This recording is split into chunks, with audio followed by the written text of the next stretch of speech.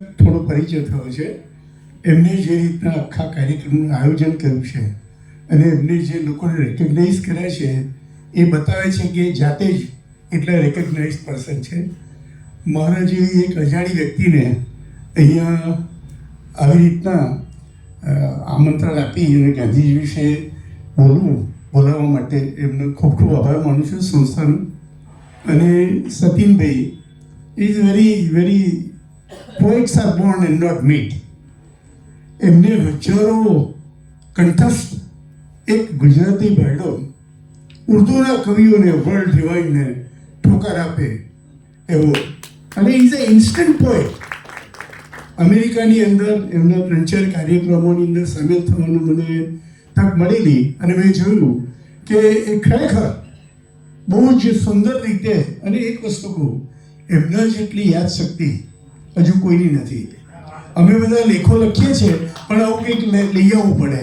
આ માણસ હજારોથી વધારે, અને ઇન્સ્ટન્ટ પોએટ એટલે કેવું ખબર છે, તમે બેઠા બેઠા કોઈ પણ વિષય આપો ને અને તરત ગઝલ લખે, ઉર્દુમાં લખે, હિન્દીમાં લખે, ગુજરાતીમાં લખે. એટલે એ એક બહુ જ સુંદર ગુજરાતનું ગૌરવ છે કે એક ગુજરાતી, અને તે બી ડૉક્ટર. મેં કહ્યું એમ, he is a born artist, made scientist. મૂળે આત્મા એનો આર્ટિસ્ટનો છે, એક સારા ડૉક્ટર છે. વિચાર કરો તમે કેટલા ગુજરાતની અંદર આવા ડૉક્ટરો હશે કે જે આવું સાહિત્ય સર્જન કરતા હશે. મને ગૌરવ છે. એ મારા મિત્ર છે અમેરિકાનો, બહુ જ વર્ષથી એમને પ્રોગ્રામો કર્યા હતા, અને મને તમારા બધાની વચ્ચે એને મોહનભાઈની સાથે લાવવા માટે એમનો ખૂબ ઋણી છું, આભારી છું. મને જે સાલ આપવામાં આવી એ હું અંગત રીતે હું માનું છું નવનીત શાહનું સન્માન નથી. અમેરિકામાં રહેલા જે મહાન ગાંધીના પ્રેમી છે એ સૌના વતી હું એ સ્વીકારું છું. હવે મુખ્ય જે વિષય છે એ તરફ આપણે પ્રયાણ કરીએ.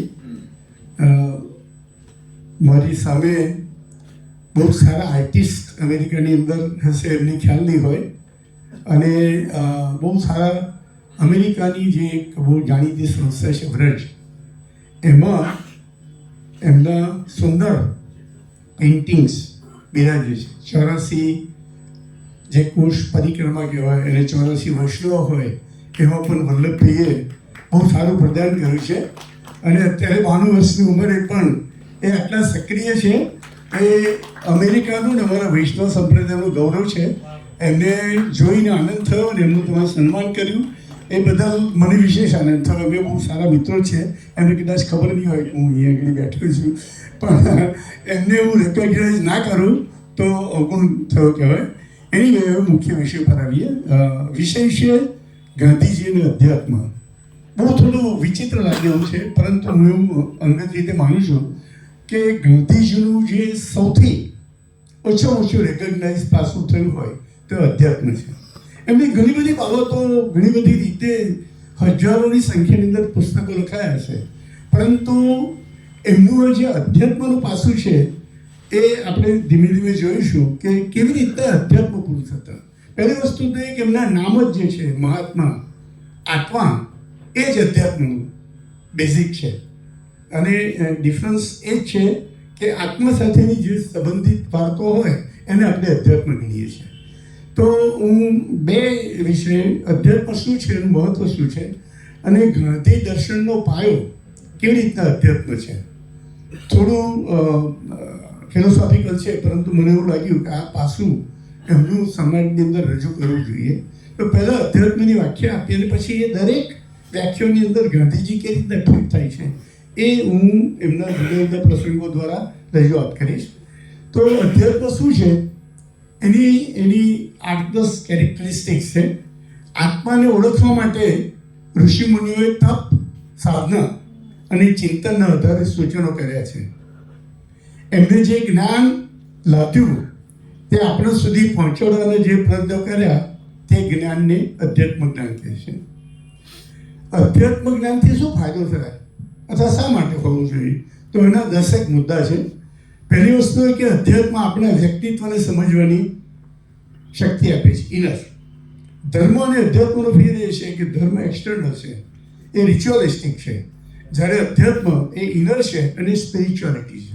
એકચ્યુઅલી અધ્યાત્મનું અંગ્રેજી સ્પિરિચ્યુઆલિટી છે, અને ડિક્શનરી ઓક્સફર્ડ અને ગાંધીજીએ એની જે વ્યાખ્યા કરી છે, હું પછી છેલ્લે 5 મિનિટમાં વન લાઇનર્સ ગાંધીજીના અને ગાંધીજીની વિશેના એ આપણે રજૂ કરીશું.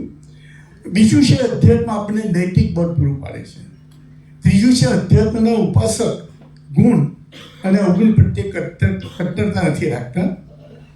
બીજું, અધ્યાત્મ એ દિવ્ય શક્તિનો વિકાસ કરે છે, સમદ્રષ્ટા બનાવે છે, તમને ધર્મનો સાચો માર્ગ બતાવે છે, સુખ અને દુઃખમાં સમતા રાખવી એવું શીખવાડે છે, કર્મકાંડના બદલે એ મર્યાદાઓને સમજે છે અને આંતરિક વિકાસને વધારે મહત્વ આપે છે, પ્રકૃતિ સાથે તાલમેલ મેળવે છે, પોતાના જીવન ક્રમને ઉન્નત કર્યા એની ભાવનાને આધ્યાત્મિક તરફ વાળી શકતા નથી. અને અધ્યાત્મને ટૂંકમાં કહીએ તો આત્માનો વિકાસ એ અધ્યાત્મ છે.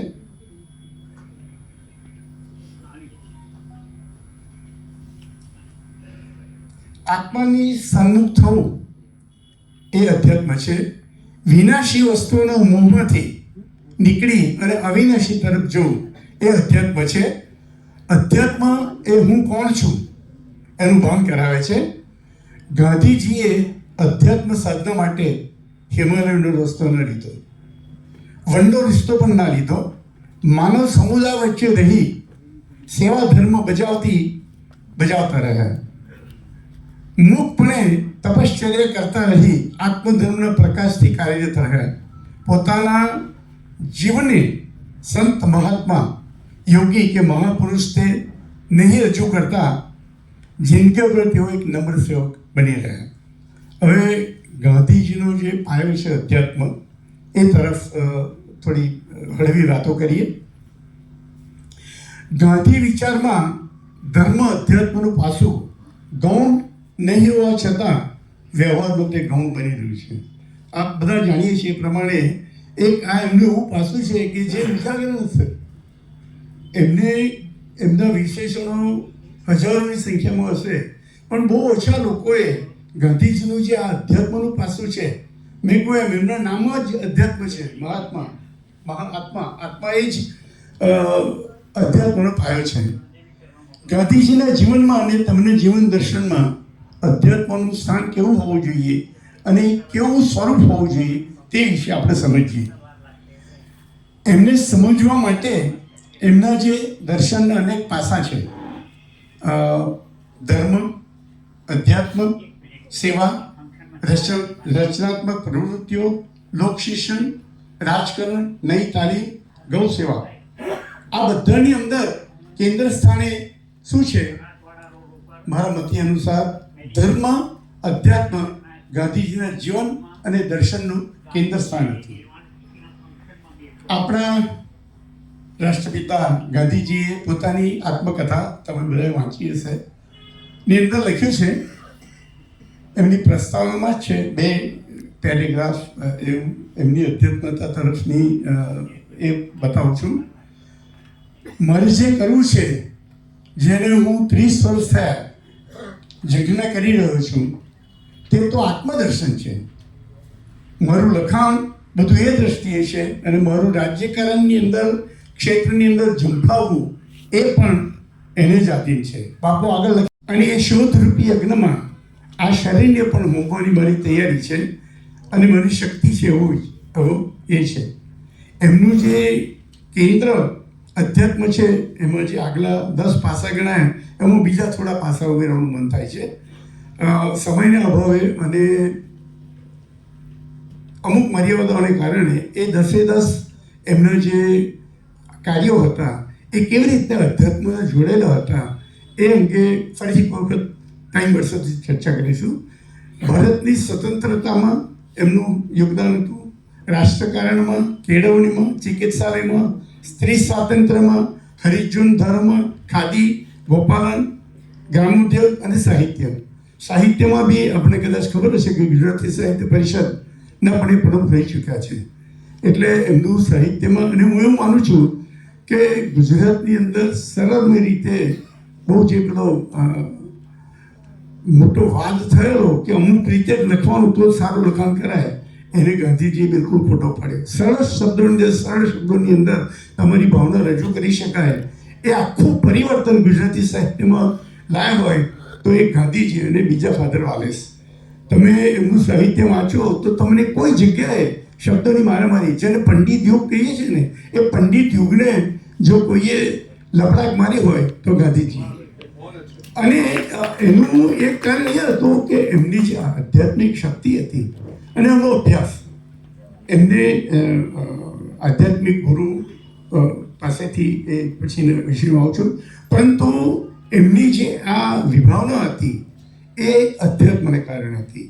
અને બહુ ઓછા લેખક કવિઓ કે એમના વિશે જે લખ્યું છે એમાં એમની આ એક પાસાની અવગણના કરવામાં આવી છે. અને મને ખબર છે કે થોડો વિષય ક્લિષ્ટ છે, પણ મને એવું લાગ્યું કે એમનું અધ્યાત્મનું જે પાસું બિલકુલ અડખામણું થઈ ગયું છે, એને આપણે થોડી ઉજાગર કરવી જોઈએ. અને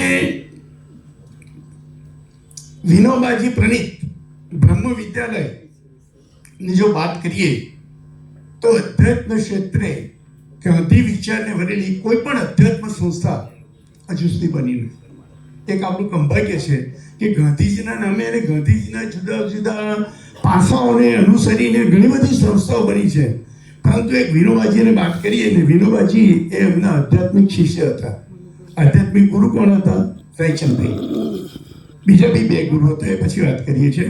એટલે મને એવું લાગે છે કે આ ટાઈમ આવ્યો છે કે જ્યારે ગાંધીજીની બીજી બધી ઘણી બધી પ્રવૃત્તિઓને સંસ્થા થઈ છે, પરંતુ એમની અધ્યાત્મને લગતી પ્રવૃત્તિઓ અંગે કંઈક કે કોઈક સંસ્થા જેવી થવી જોઈએ.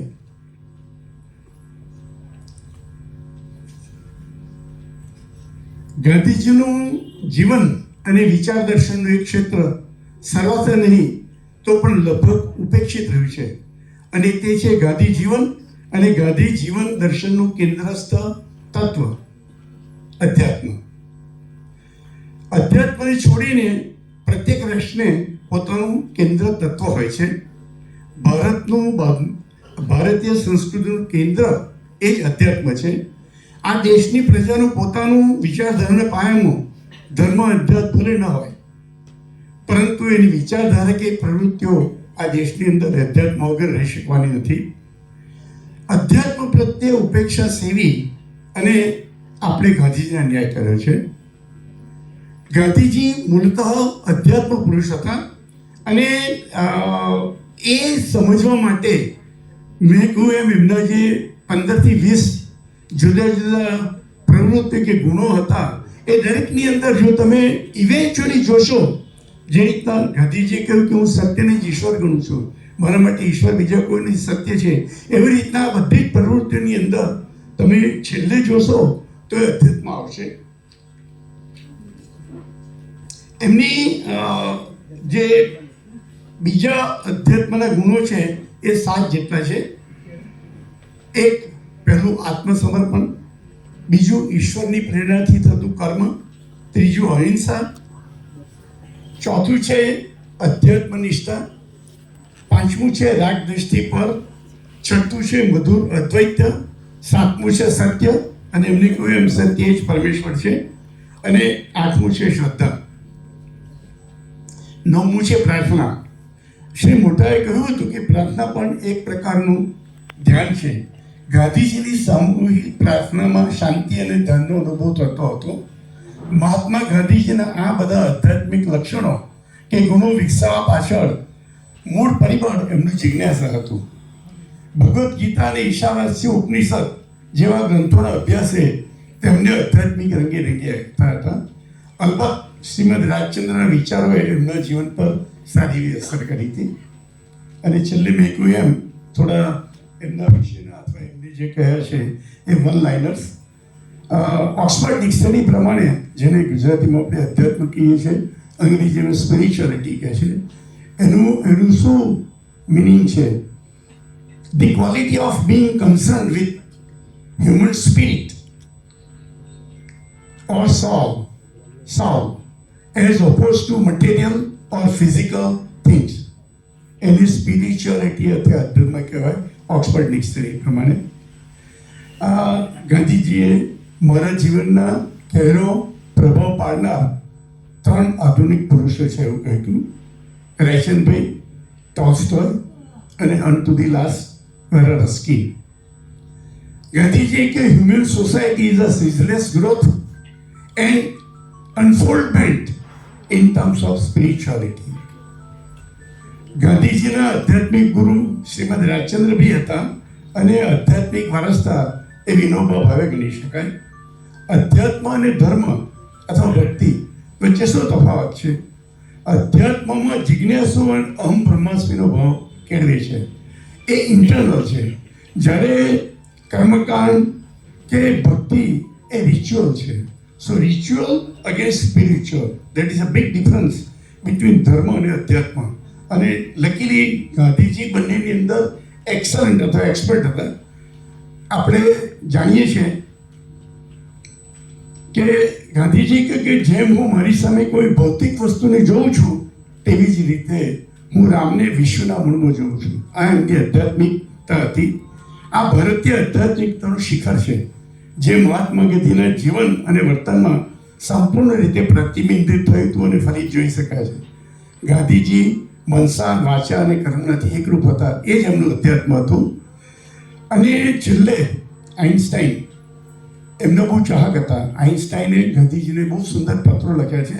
મને એવું લાગે છે કે દરેકે વાંચવા જોઈએ. દુનિયાની અને અત્યાર સુધીની મોસ્ટ ઇન્ટેલિજન્ટ પર્સન, એમને કોઈ પૂછ્યું હતું કે તમને બધા વિચારો કેવી રીતના આવે છે કે E is equal to MC² કેમ લખ્યું ને ક્યુબ કેમ નહીં, અથવા MC જ કેમ? મટીરિયલ અને લાઇટની વેલોસિટી કેમ? તેમણે બહુ સરસ જવાબ આપ્યો હતો કે ઈશ્વર મને આપણે ખવડાવે છે, હું નથી લખતો. અને એટલા જ માટે એમને ગાંધીજી ગમતા હતા. અને આપણે શું જાણીએ છીએ, એમનું બહુ જ મોટું ને સરસ વાક્ય છે એમને અંજલિ આપતું. એમને એમની 70મી વર્ષગાંઠ વખતે 1939માં ગાંધીજીને બહુ સુંદર પત્ર લખ્યો હતો.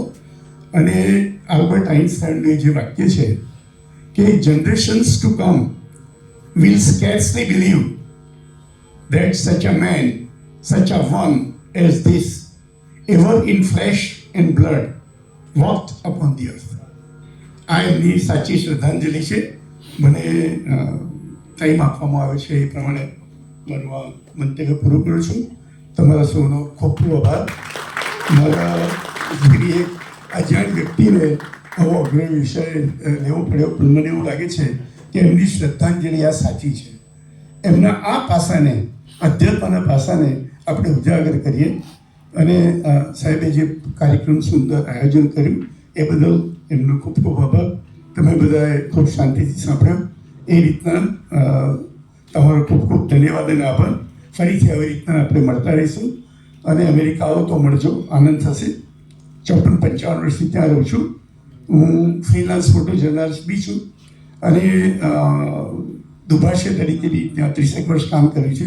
આર્મીમાં પણ મને ત્યાંનો મોટો મેડલ મળેલો છે અને એનું ગૌરવ છે. છેલ્લા કેટલાક વર્ષથી રિટાયર થઈ અને સાહિત્ય સંગીત સાક્ષાત વિહીન પ્રચુપુષ્યમીનું એ વાક્યને અનુસરીને ત્રણેક ક્ષેત્રની અંદર 84 વર્ષની ઉંમરે, એમને જેટલો નથી પણ થોડો નથી, નાના ભાઈ જેવો, એ ઈશ્વરની શક્તિ છે. ફરીથી મોહનભાઈનો ખૂબ ખૂબ આભાર. સંદીપભાઈ ધ ગ્રેટ પોઈટ, ખૂબ ખૂબ આભાર. તમારો સર્વનો ખૂબ ખૂબ આભાર. ધન્યવાદ. Thank you.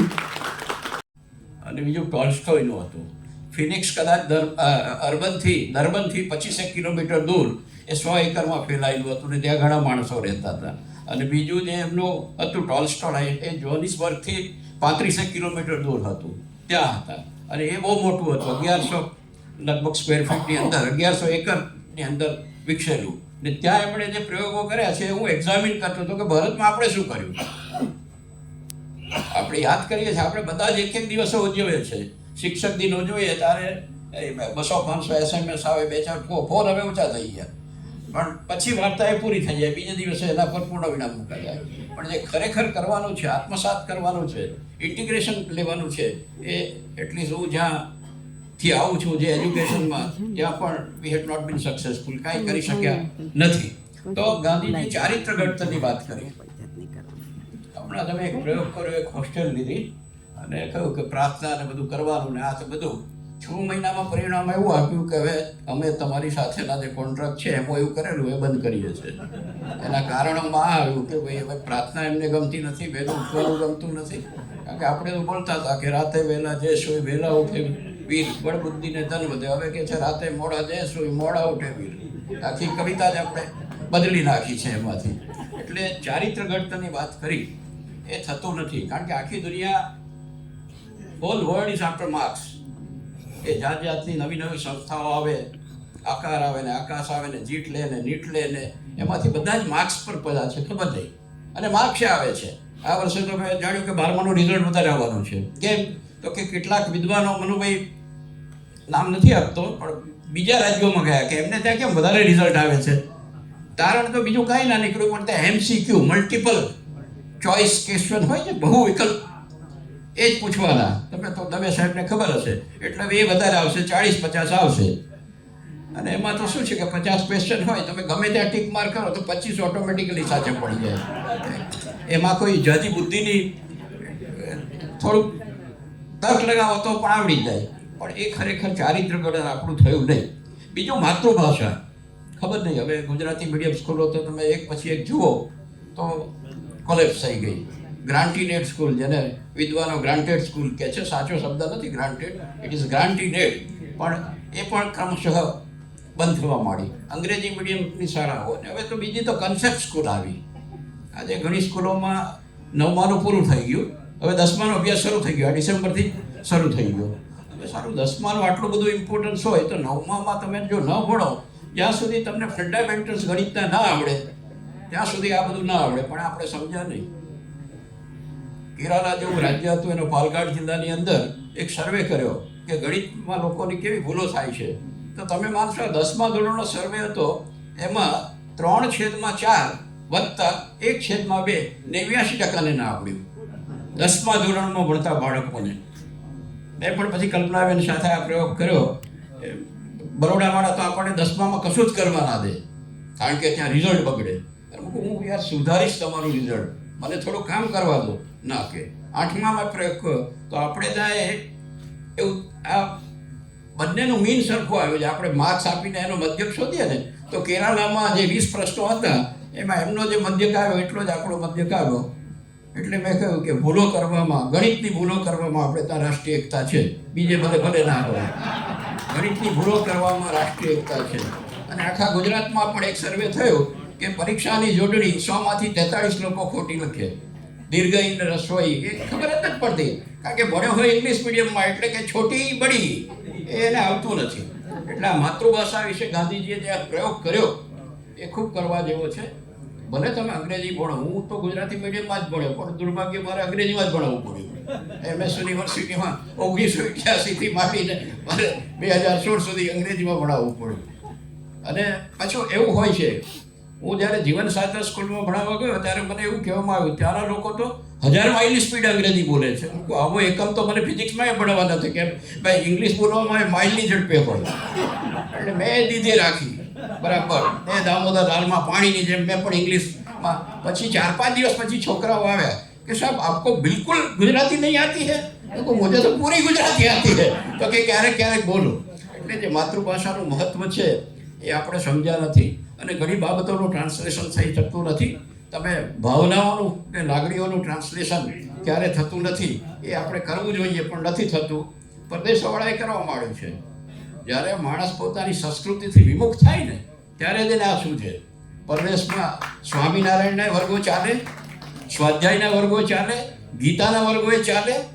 અને આ બધા જે ભેગા થયા હોય ને, તૈયાર જમણવાર ના હોય, એ તમારે જાતે બનાવીને ખાવું પડે. આ સંસ્કાર ત્યાં આવ્યા, એ સ્વાવલંબન ત્યાં આવ્યું. આપણે એમાંથી આપણે એમ કે આપણે બહુ સેફ છે એટલે આપણે આ કરતા નથી. બીજી વાત એમણે કરી હતી રાષ્ટ્રભાવનાની. ખબર નહીં એમાં પણ બ્રેન ડ્રેન ને બધું ચાલે છે, પણ મને એક ઉદાહરણ યાદ આવ્યું કે આ ગાંધીજીએ કહ્યું એ ત્યાર પછી થયું કે 1971-72માં વડોદરા યુનિવર્સિટીમાં 4 વિદ્યાર્થીઓ હતા ભણવા આવે, MSc જીઓલોજી. ઇરાકના હતા, મને લાગે બહુ ખ્યાલ નથી. તો બીજું વર્ષ હતું એમએસસીમાં. ત્યાર તો સેમેસ્ટર સિસ્ટમ પણ નહોતી, પરીક્ષા ખૂબ નિયમિત થતી અને એમનું રિઝલ્ટ પણ આવી. પણ ફેબ્રુઆરી મહિનામાં એ લોકો ગયા ડીન પાસે. એ વખતે સુકુમાર મેડ નામના અમારા ડીન હતા ને કહ્યું કે sir, we are leaving our study and we are going to our country. અમે અમારા દેશમાં અત્યારે જઈએ છીએ. કોઈને પણ નવાઈ લાગે, ફેબ્રુઆરી છે, માર્ચ એપ્રિલમાં પરીક્ષા થશે, મેમાં રિઝલ્ટ આવશે, ડિગ્રી મળશે, વાય આર ગોઈંગ. ત્યારે એ છોકરાઓએ જે જવાબ આપ્યો ને, એ ઇન્ટુ કોર્સ હું કહું છું તમને કે સર, જ્યારે અમે પ્રાથમિક શાળામાં હતા ત્યારે અમને કયું શિક્ષણ આપવામાં આવ્યું હતું? તો કહ્યું કે wherever you are into course in any corner of the world, wherever you are in any corner of the world, but when your country faces crisis, rush to it. જ્યારે તમે દુનિયાના કોઈ પણ ખૂણામાં હો, પણ જો તમારા દેશમાં સંકટ આવે તો તમે જતા રહો. અમારું એમએસસી સાહેબ થશે, ત્યાં બધું ઓલ રાઈટ થશે તો અમે આવીશું અને ફરીથી એમએસસી કરીશું. પણ ખબર નહીં, અનુભવ આપણું આપણે ઇન્ટિગ્રેટ નથી કરી શક્યા. એ મેં અગેન ટાઈમ એન્ડ અગેન કહું, આપણી દોડ માર્ક્સ માટે જ છે. આપણી દોડ માર્ક્સ માટે છે અને માર્ક્સ જ ચાલે છે, બાકી બીજું કર્યું કશું જ ના ચાલે. એક અમારા પ્રિન્સિપાલ ગામડેથી અહીંયા આવ્યા, સંચાલકો કે આ પ્રવૃત્તિ કરાવો, આ પ્રવૃત્તિ કરાવો, આ પ્રવૃત્તિ કરાવો. એ પ્રિન્સિપાલ બિચારો ગામડેથી આવશે, ભણાવવાનું ક્યારે? એ લોકો ફોડી લેશે કે ભણાવવાનું એ લોકો ફોડી લેશે. હવે આ બધી બાબતો ખૂબ અઘરી છે. શિક્ષકને પણ ચારિત્રવાન બનાવવાની વાત ગાંધીજી આ ટોલ્સ્ટોય એને એના એ પ્રયોગ ફિનિક્સ આશ્રમમાં કરી. હવે અત્યારે તો હજી પણ હું તો સ્કૂલોમાં અને બધા ઇન્ટરવ્યૂ લેવા જાઉં, પૂછો કે કઈ કોલેજમાં કર્યું, તો સાહેબ મને અત્યારે યાદ છે કે હું આટલા વખતે ભણ્યો, મને કલ્પનાબેનનું નામ યાદ છે કે બીજા બધાનું નામ યાદ છે, પણ એને એના શિક્ષકનું નામ ખ્યાલ ના હોય. કેમ? ક્લાસ નથી ભર્યા. હવે જે શિક્ષકોને તાલીમ આપવાની જે કોલેજો છે એમાં જો પ્રાઇવેટ ઘણી બધી આવી ગઈ, ગુજરાતમાં તો ઘણી બધી પ્રાઇવેટ 300 જેટલી આવી. હવે એમાં જો તમારે ક્લાસ ન ભરવા હોય તો વર્ષના 80,000 ભરવાના, અને ક્લાસ ભરવા હોય તો 40,000. કારણ કે બાકીનું ગોઠવવું પડે ને. તારા ક્લાસ કોણ, સ્કૂલમાં કોણ જશે? હવે આમાંથી આપણે કયા ચારિત્રવાન શિક્ષકોની અપેક્ષા રાખીએ? એટલે આમાંય આપણે ઊંડા ઉતર્યા. જે ગાંધીજીએ વાત આજથી વર્ષો પહેલાં આફ્રિકામાં કરી અને તંદુરસ્તીની વાતો કરી. આજકાલ તો તમે જુઓ હાર્ટ એટેકના કેસીસ હવે આવવા માંડ્યા. લોકો કોરોનાને બદનામ કરે છે. કોરોનાને બદનામ કરવા જેવું નથી, પણ બદનામ કરવા આપણી ફૂડ સ્ટાઇલ. તમે હેમ ક્યાં બધું ખાઓ છો, જાત જાતનું. અને અડધા લોકો બહાર જ ખાય છે શનિ રવિ તો ફાસ્ટ ફૂડ. હા, એ ફાસ્ટ ફૂડ. તો આ બધું ગાંધીજીએ ઘણી વિચારણાને રીતે કર્યું, એમાંથી આપણે ઘણા બધા દૂર જતા રહ્યા. સ્વાશ્રય અને સ્વાવલંબનની પણ વાત નથી. હું તો જોગાનું જોગ એવી હોસ્ટેલમાં રહેતો હતો કે અમારે 5 અને 10 ઉઠવાનું, 5:30 પ્રાર્થના કરવાની, સવારે 9 ને 10 પહેલું ભોજન શરૂ થાય. ત્યારે બહુ ચર્ચા થાય કે સારું 9 વાગે તો એક છોકરો કે તમે નાતમાં ગયા છો, જમવાનું હોય નાત વાગે? ભાઈ 9 વાગે તો ના હોય, પણ હવે શું કરવું? કેમ? તો અમારે 11 વાગે જો ક્લાસ હોય ફેકલ્ટી ઓફ સાયન્સમાં, તો ફતેહગંજથી ત્યાં જવું હોય તો અમારે ઓછામાં ઓછી 30 મિનિટ ચાલવાનું. હવે 9 ને 10 તો અમારી વિસલ વાગે, ભોજન માટે વિસલ વાગે. ત્યાર પછી બધા ભેગા થાય, પોતાનો થાળી વાડકો લઈને જવાનું, પોતાનું આસન પર જ બેસવાનું, ત્યાં એ પણ લઈને જવાનું. બધાના થાળીમાં પૂરું ભોજન આવી જાય પછી બીજી વિસલ વાગે, ત્યારે તમે શરૂ કરી શકો. ત્યાર પછી તમારે વાસણ જાતે ધોવાના. એમાં 4 કુંડા હોય, 1, 2, 3, 4. એ ચોથામાં પોટેશિયમ પરમેંગનેટનું પાણી હોય, એમાં છેલ્લી થાળી બોળવાની. આ સ્વાવલંબન હતું. રાતે 9:30 હોસ્ટેલના બંને દરવાજા બંધ થઈ જાય, બીજે ક્યાંય તમે જઈ ના શકો. હવે આવું ક્યાં મળશે તમને? અત્યારે આવું ક્યાંય મળતું નથી. ગુરુકુળની વાતો પાછા બધા કરવા માંડ્યા છે, પણ કાંઈ થતું નથી. કારણ કે અત્યારે પણ ઘણી બધી આશ્રમ શાળાઓ ચાલે છે, ઘણી બધી આવી વિદ્યાપીઠો ચાલે છે. પણ ઠીક, ગાંધીજીનું નામ રાખે, ફોટો રાખે, પણ આ બધા જે એના સંકલ્પો છે, આ જે ગાંધીજીએ ત્યાં કર્યા એ સંકલ્પો, જીવન ઉપયોગી શિક્ષણ, એ પણ કંઈ આવતું નથી. જીવનમાં ઉપયોગી થાય એવું જ નહીં આવે.